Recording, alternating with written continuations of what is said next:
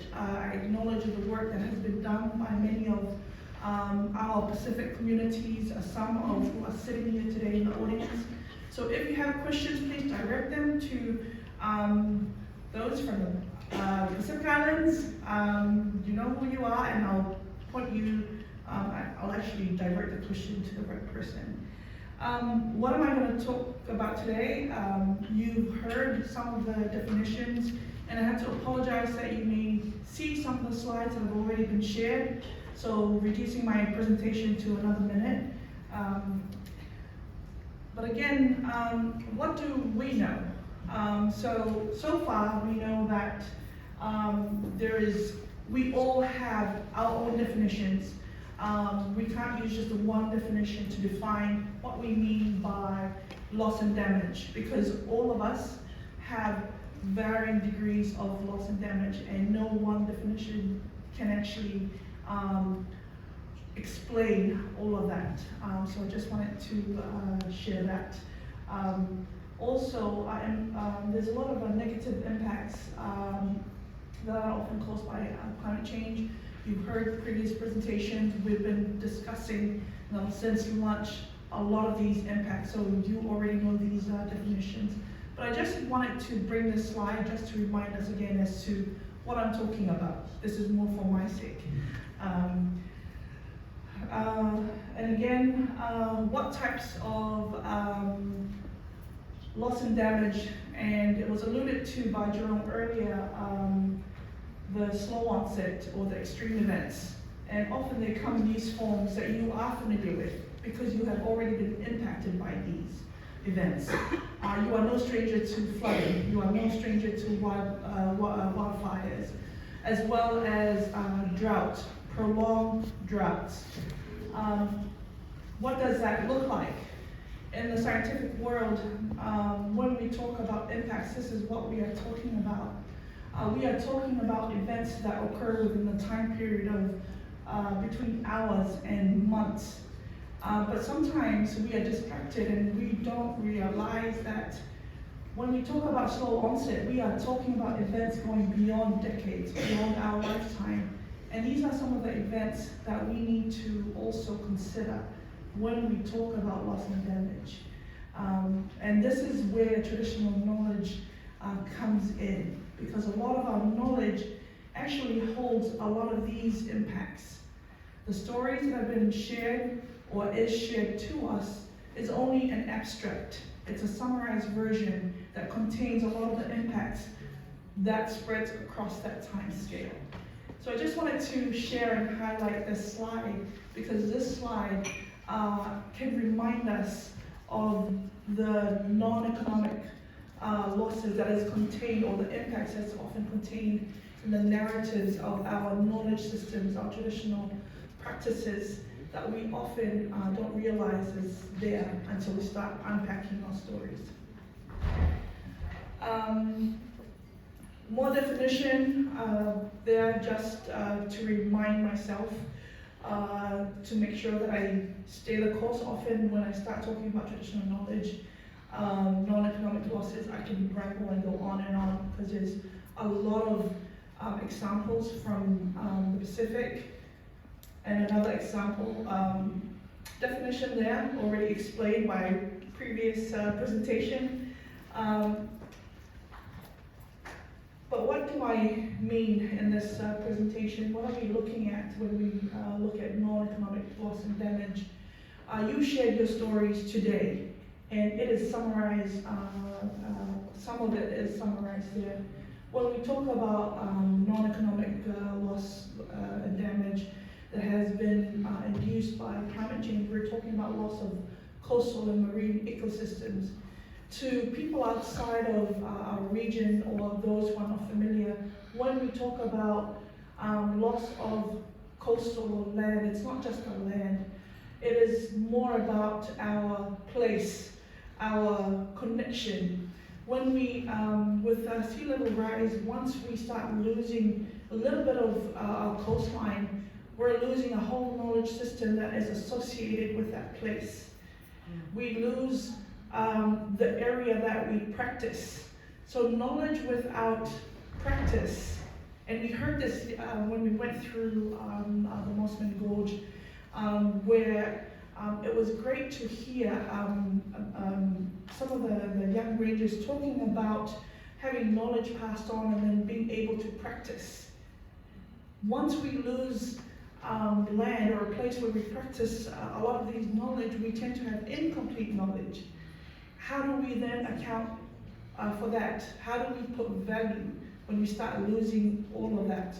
So these are the types of non-economic losses that we ourselves already know and have already come across.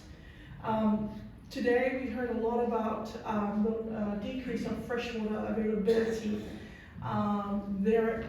We were just having other discussions on the side how we wish we had other means of collating or documenting what was shared, because the richness of what was shared in this room alone, just in one afternoon, probably will end up publishing a whole book just to document what has already been, what we've already lost, and also the non-economic losses that we often do not account for. And these are some of the things that perhaps moving forward we need to look at, because all the examples that you've shared today talks about loss of identity, cultural heritage, and also territory.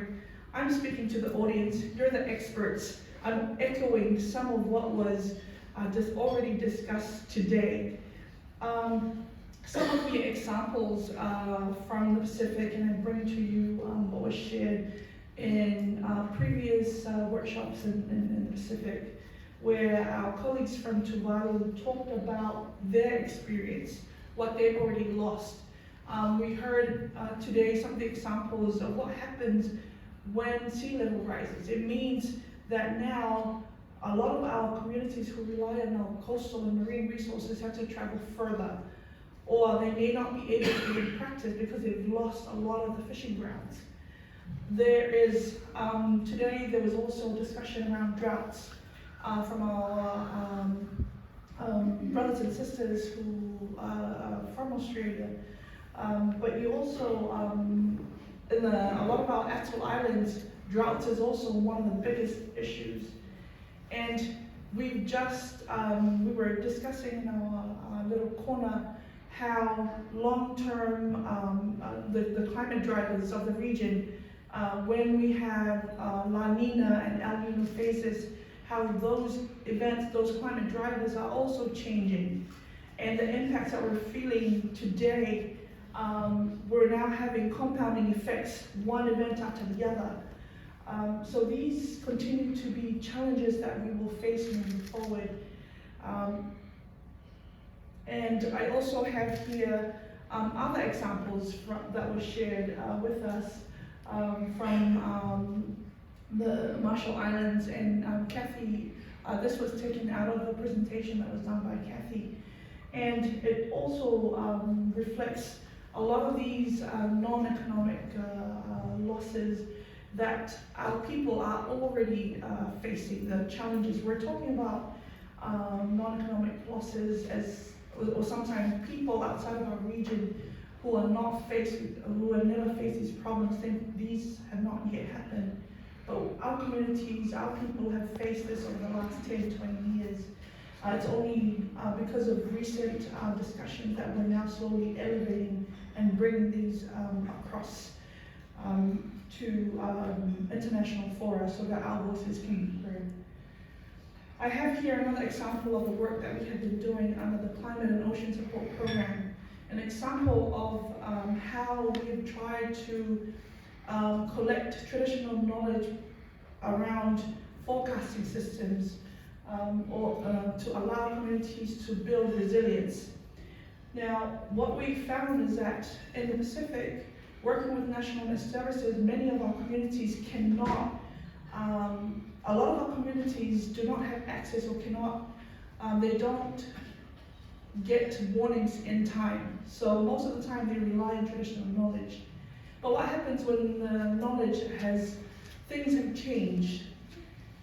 with climate change impacts, we're noticing that a lot of traditional knowledge that our communities rely on has evolved, has changed.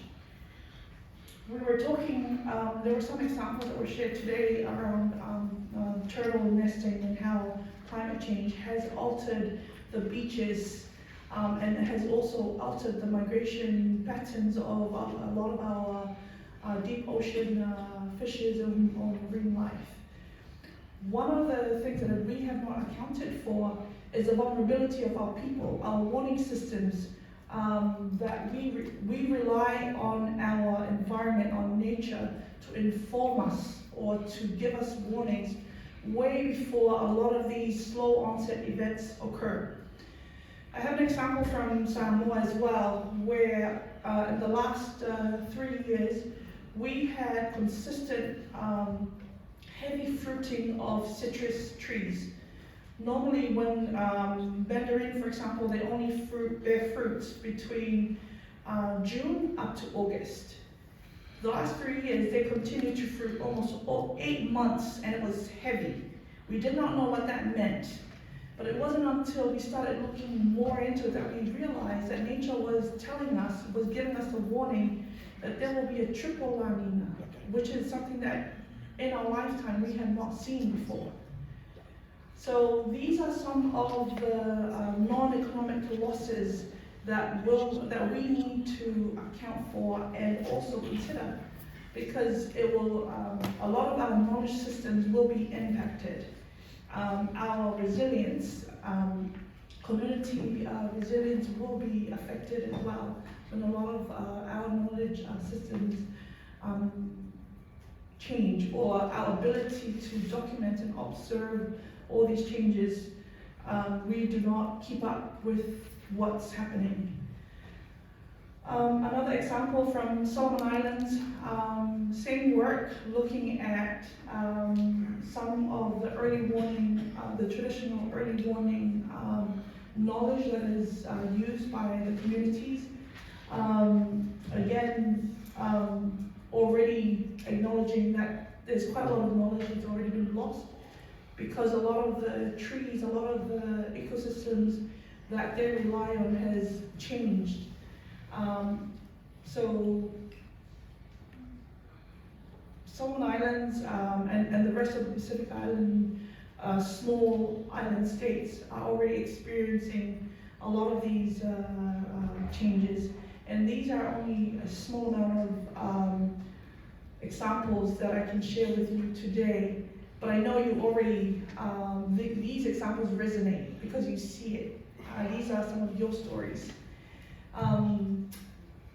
This is my last slide. I know you have a lot more to share, and I hope that some of these examples will prompt you to continue to share your story so that we can collectively collate all your stories so that we can paint a better picture of exactly what we've lost and what we will continue to lose over the coming years. Thank you very much.